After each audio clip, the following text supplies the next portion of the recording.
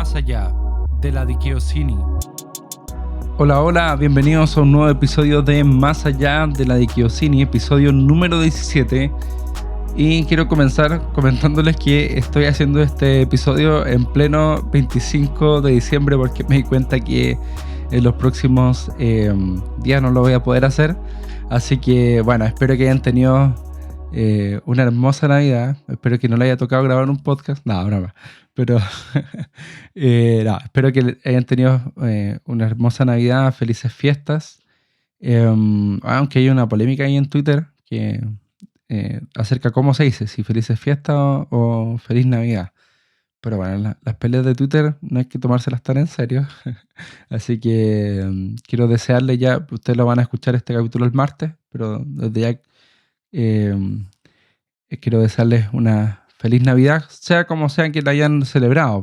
Algunos lo hacen en familia, que es como la típica postal navideña, pero hay otros que quizás lo hacen más solos.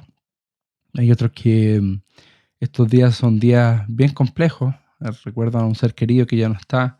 Así que sea cual sea tu situación, eh, espero que hayas podido descansar y espero que también haya sido un buen tiempo de reflexión acerca de lo que Jesús vino a hacer el camino que nos vino a mostrar.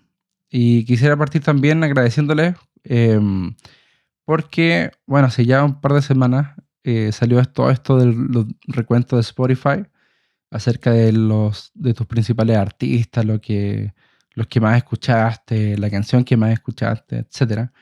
Y para los creadores de contenido, también hay un recuento con algunas estadísticas. La verdad es que yo no soy muy bueno para ver las estadísticas, quizás debería verlas más, pero no soy tan bueno. Y me sorprendí con varias cosas. Así que, como, no sé, que me escuchaban en tal país o que escuchaban este podcast en tal país, en los minutos que le dedicaban. Algunas personas hasta me enviaron un pantallazo ahí, porque también en esto del recuento de Spotify sale artista y también los podcasts que más escucha y en algunos está como en el top 1, así que no, nada, agradecerles por eso, por esas también detalles, muestras de cariño y esperamos también que este 2013 venga con cosas mucho, mucho mejores y que sirvan mucho, mucho más a ustedes. También animarles en lo que queda de año eh, y no sé, que se pueda terminar con todo lo mejor. Yo sé, creo que en verdad esto del término y principio de año es algo más mental, porque uno sigue la misma, pero bueno, si es mental igual sirve. Así que desearles que tengan una buena finalización de año y con un harto apoyo moral de mi parte. No sé cómo ayudarlos, pero sí animarles en esta semana. Bueno, con mi oración también les puedo ayudar. Sí, sí, sirve. Eh, y bueno, vamos a lo que nos convoca. Comentarles que puede que salga algún otro capítulo esta semana, esta última semana. Ahí puede que salga, no es seguro, pero me la quiero jugar. Pero de no ser así, este sería el último capítulo del año. Y para comenzar, quisiera comentarles el nombre de este capítulo, episodio número 17. Ya lo están viendo ahí, si ya sea lo están escuchando en YouTube o en Spotify. El nombre del capítulo es La voz que nadie quiere, el mensaje de Jeremías. Y para comenzar, quiero comentarles que este capítulo está profundamente inspirado en el libro de Jim Peterson llamado Correr con los caballos.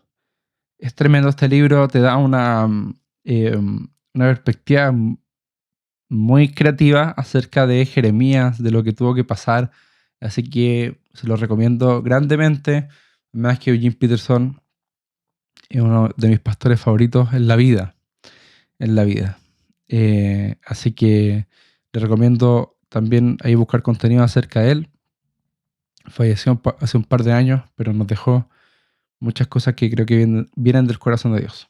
Y en ese sentido quisiera para ya ir estudiando a este Jeremías dentro del contexto de nuestra serie de capítulos acerca de los profetas, Voces en el desierto, que ya llevamos 2 capítulos, uno de introducción, el otro acerca de Mos, y ahora vamos a hablar de Jeremías.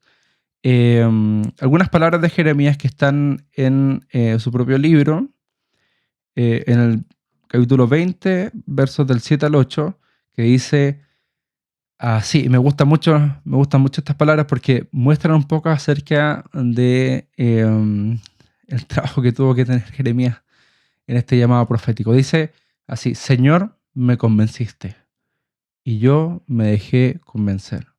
Fuiste más fuerte que yo y me ganaste. Soy motivo de burla cada día. Todos se burlan de mí. Cuando hablo, grito. Anuncio el dolor y la violencia. El mensaje del Señor es causa de mi desgracia. Se ha convertido en algo de lo que la gente se burla todo el día. Y si tú tienes cultura cristiana, probablemente ha oído hablar de Jeremías, uno de estos profetas que le llamamos los profetas mayores. Bueno, otros le llaman el profeta llorón y otros son respetuosos, no le dicen así. No me gusta no me gusta ese adjetivo que le dan a Jeremías. Pero se entiende porque en realidad el trabajo que tuvo que hacer Jeremías, trabajo por decirlo de alguna forma, fue muy difícil. Consistió en tratar de convencer a su contexto social, es decir, Judá principalmente, de lo mal que lo estaban haciendo y de la necesidad de arrepentimiento genuino. Y es bien complejo si pensamos en el contexto en que se desarrolló el mensaje de Jeremías. El mensaje de Jeremías parte dentro de un reino agradable a los ojos de Dios, que fue el reino de Josías, al año 13, 14, lo menciona ahí en Crónicas. Y Crónicas o Jeremías, no recuerdo tan bien ahora ese detallito, pero ahí lo menciona la fecha de partida del llamamiento de Jeremías. Y Josías, como rey de Judá, hizo algo que es bien importante dentro de la Biblia, que fue una gran reforma religiosa. Derribó los altares consagrados a otros dioses, restableció el culto a Dios, con el fin de retomar los mandatos de la ley que encontró en el momento en que quería hacer ciertos trabajos, y se encontró con estos mandatos de la ley y en el primer momento comenzó a ponerlos en práctica. Así que fue una reforma bien importante, tanto así que hay algunos autores que señalan que Jeremías probablemente estuvo involucrado en esto de la reforma. Y al parecer Jeremías estudiaba mucho a Josías. Tanto es así que en 2 de Crónicas 35-25 encontramos lo siguiente. Dice: Jeremías compuso un canto que expresaba su gran tristeza por la muerte de Josías. Lo mismo hicieron los cantores y cantoras, y hasta el momento en que se escribió, era costumbre en Israel recordar a Josías con esas canciones tan tristes. La letra de estas canciones está escrita en el libro de las Lamentaciones. Esto menciona 2 de Crónicas 35-25. Y bueno, después de esto, posteriormente, como estamos hablando del contexto social, viene también los reinos de Joacás, Joacín y Joaquín. ¿Ya? Está medio de moda, aparecen los nombres con J. Y, bueno, el chiste es bastante malo porque para empezar están en otro idioma, pero bueno, no importa. En los cuales las escrituras mencionan que se alejaron de Dios, ellos y el pueblo. ¿Ya? Después de esta gran reforma, vinieron estos reinados y ellos se alejaron de Dios. Y bueno, y estos reinados en general no fueron muy largos, la verdad. Algunos duraron meses, otros algunos años, pero en realidad no fueron tan largos. Y según el Jim Peterson, dijimos nos estábamos inspirando en ese libro de Jim Peterson, y lo voy a citar bastante seguido. Según él, esto demuestra que la reforma religiosa de Josías, aunque de corazón de su parte, pudo cambiar las formas, pudo cambiar fachadas, pero no llegó al corazón del pueblo. ¿Por qué? Porque el primer momento que Josías ya no estuvo, Judá volvió a su misma situación. Em, y esto se acentúa al recordar que justamente la labor profética de Jeremías, todas estas denuncias que Jeremías hizo, todos estos mensajes de arrepentimiento, comenzaron justamente en el reinado de Josías.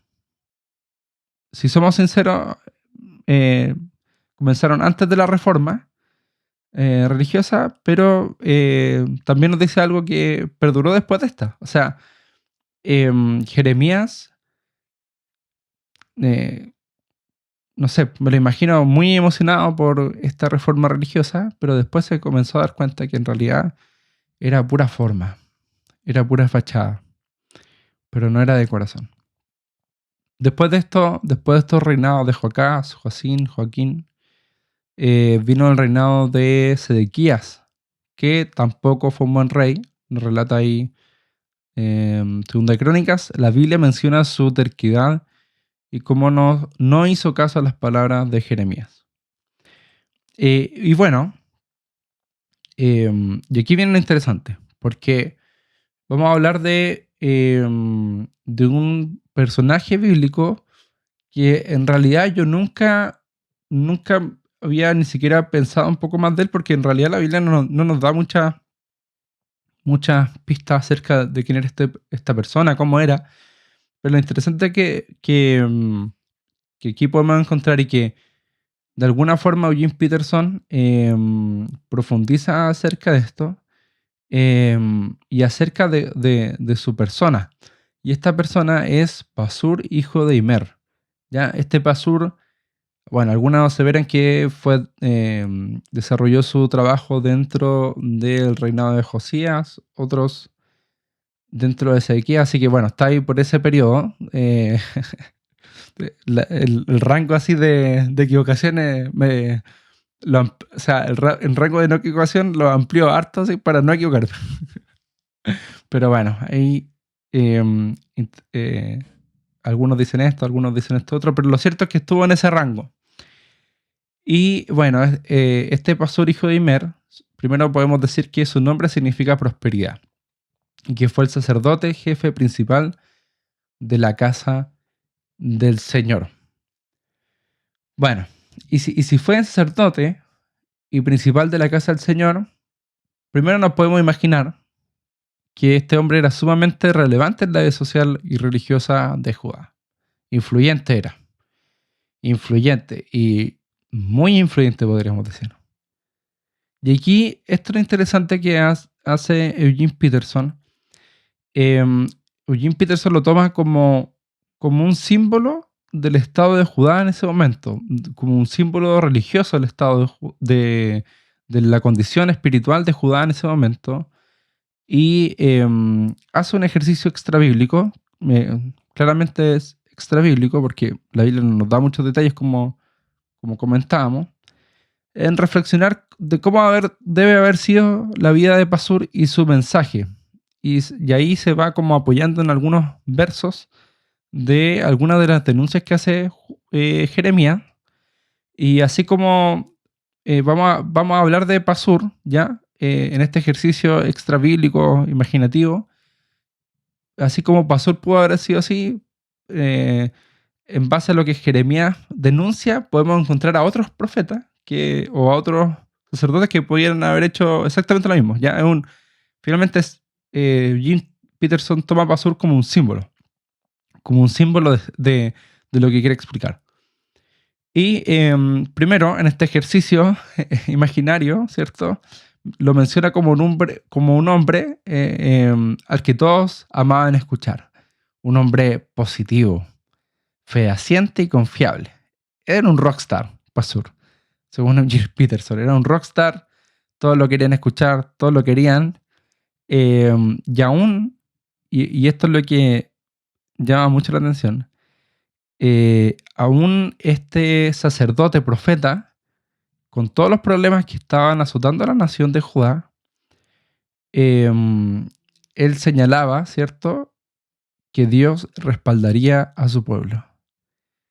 Una de sus principales frases tuvo que haber sido: todo va a estar bien. y predicaba paz, paz, paz.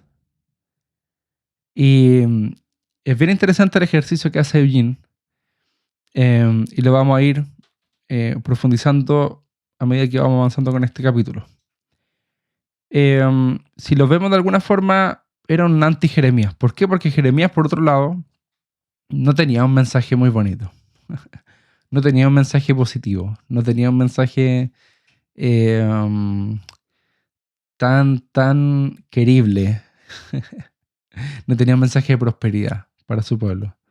Su mensaje generalmente culminaba en la humillación de Judá. O sea, Judá va a ser humillado.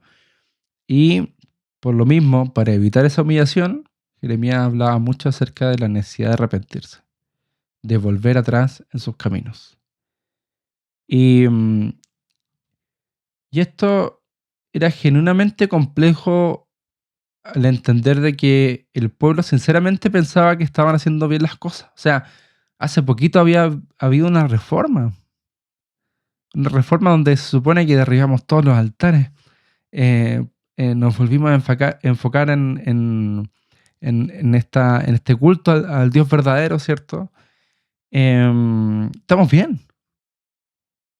Estamos bien como pueblo. Estamos haciendo lo que se supone que tenemos que hacer. Seguimos lo que José nos dijo. Y, y estamos haciendo bien las cosas. Tal como lo expresaba, o lo pudo haber expresado Pasur. Recordemos que estamos en este ejercicio imaginario. Y Pasur, este símbolo de Pasur, quizás no era un profeta de Dios, porque en realidad el profeta aquí era Jeremías, y Jeremías tenía un mensaje completamente distinto al de Pasur. Quizás Pasur no era un profeta de Dios, pero sí, podemos decir de alguna forma, que era un profeta de su propio pueblo y expresaba los deseos y convicciones del propio pueblo. O sea, Pasur servía como una cámara de eco. Pasur sirvió como alguien que les decía a las personas lo que querían escuchar, las esperanzas de las personas. Y, y por eso es que el trabajo de Jeremías, o el llamado profético de Jeremías, fue tan complejo. Porque te imaginas, no sé, pongámonos en el ejemplo aquí pongámonos en el lugar de Judá. Hagamos un ejemplo. Y Judá pensaba que estaba viviendo su vida normal, ¿cierto? No estaba bien. Esperaban en Dios, tenían esperanza en que Dios les iba a ayudar. Y esto nos puede pasar a muchos de nosotros. O sea, imagínate, estás viviendo tu vida normal, sin siquiera cuestionarte que lo que haces está bien o no. Crees que Dios te va a ayudar, porque es lo que Dios hace, ¿cierto? Ayuda. Y de repente alguien llega y te dice que tus más profundas convicciones personales están equivocadas. Imagínate eso. O sea, ¿cómo reaccionarías? Lo normal es que despreciemos eso que nos dicen. O sea, lo normal es que no hagamos caso. O sea, ¿quién te crees para decirme eso? O sea, em, yo creo que tú deberías revisar tu cristianismo, tu relación con Dios.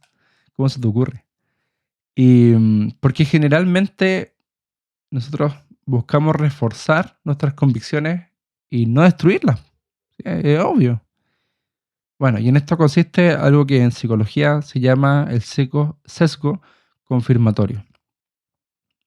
Y en estos tiempos se acentúa todavía más porque los algoritmos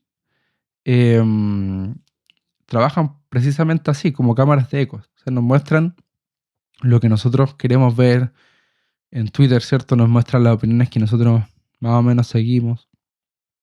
Y en realidad transforma nuestra vida virtual, nuestra realidad virtual, en una cámara de eco que es imposible de romper si no nos hacemos conscientes de esta realidad. O sea, si no nos hacemos conscientes que generalmente estamos escuchando nuestra propia opinión en otras personas. Esto era Pasur. Pasur era la cámara de eco de Judá. Y lo complejo de esto es que el eco y la mentira tienen la capacidad de ir creciendo como bola de nieve, de tal forma que castiga a cualquiera que intente confrontarla. O sea, em, es complejo porque tus convicciones, ¿cierto? Generan esta cámara de eco te fortalece las convicciones y esas convicciones vuelven a salir, se vuelven a fortalecer. ¿Y qué tal si estamos equivocados? ¿Qué tal si John Jeremías nos dice, no, no están bien, la están puro embarrando? Y realmente que el engaño puede crecer mucho. De hecho, em, algunos autores ven un simbolismo bien representativo de esto en la forma de la maldad. En Génesis la encontramos como una serpiente, que la maldad se representa como una serpiente. Pero en Apocalipsis ya no la vemos como serpiente. En el final de la historia la vemos como un dragón. O sea, la serpiente, la maldad, el engaño, creció tanto, tanto, tanto que se convirtió en un dragón. Tremendo. Y la pregunta es, ¿quién podrá y querrá luchar con un dragón? Y esa es la pregunta que se hacía Jeremías. Em, la, la maldad es tan compleja porque se va fortaleciendo y se va sistematizando de tal forma en que em, es muy difícil detectarla en algún momento. Y, y de hecho, Jeremías describe esto de la siguiente forma, en Jeremías 6 del 13 al 14. Porque desde el más pequeño hasta el más grande, cada uno sigue la avaricia. Desde el profeta hasta el sacerdote Pasur, estamos hablando de Pasur. Pasur era el principal de los sacerdotes. Todos hacen engaño. Y curaron la herida de la hija de mi pueblo con liviandad, diciendo paz, paz, y no hay paz. Eso dijo Jeremías. Curaron la herida de la hija de mi pueblo con liviandad, diciendo paz, paz, y no hay paz. Yo soy re bueno para cuando me pasa algo como médico, hacerme el loco. em, y tratar de pasarlo rápido y no darle tanta importancia. Eso es curar una herida con liviandad. O sea, hagamos que no existe, nos tomamos un paracetamol, un ibuprofeno y seguimos con nuestra vida. Y hay paz, paz, paz, paz. Pero en realidad eso está mal. O sea, desde un plano de vista médico, yo creo, y desde un plano de vista espiritual, no es correcto. O sea, em, en algún momento tenemos que enfrentar esa situación. Bueno, Eugene Peterson aquí diría que Pasur era una mezcla entre ministro y masajista, porque con sus palabras, ¿cierto? Trataba de como darle el gusto al pueblo. Y bueno, en realidad muchos de nosotros lo hemos sido. O sea, en realidad, en vez de enfrentar las situaciones, tratamos de alguna forma desviar la atención. Yo pienso que es necesario dar cara al dragón, a esta maldad, a este engaño. Nadie quiere hacerlo porque es muy difícil, pero hay que hacerlo. De hecho, Jeremías lo hizo. Jeremías, este profeta que hoy día estamos más o menos estudiando o reflexionando sobre él, terminó siendo castigado por Pasur. O sea, Pasur es el símbolo del engaño. Eso es lo que tenemos, esta prosperidad falsa, este bienestar falso. Este símbolo del engaño, este símbolo de la prosperidad, terminó castigando a Jeremías con latigazos y sujetado al cepo a la vista de todos. Terminó silenciando la verdad, o eso es lo que intentó, porque en realidad Dios le da hay una palabra a Jeremías que se la dice a Pasur, que su nombre ya no sería prosperidad, sino que sería terror por todos lados. Y también ahí le profetizó algunos juicios a Pasur. Tenemos otra historia de otra persona que enfrentó el engaño y terminó crucificado. Jesús. Jesús enfrentó el engaño y terminó crucificado. Enfrentó la maldad y terminó crucificado. Aunque sabemos que ese no fue su final. Y esto es lo bueno de la historia. Alguien pudo derrotar al dragón. Jesús derrotó al dragón. Al final Jesús vence al dragón y junto con él nos da la victoria a todos. Y creo que hay una invitación de parte del Espíritu Santo a que podamos volver a escuchar su voz. Que podamos desechar aquellas voces que nos dicen lo que queremos escuchar,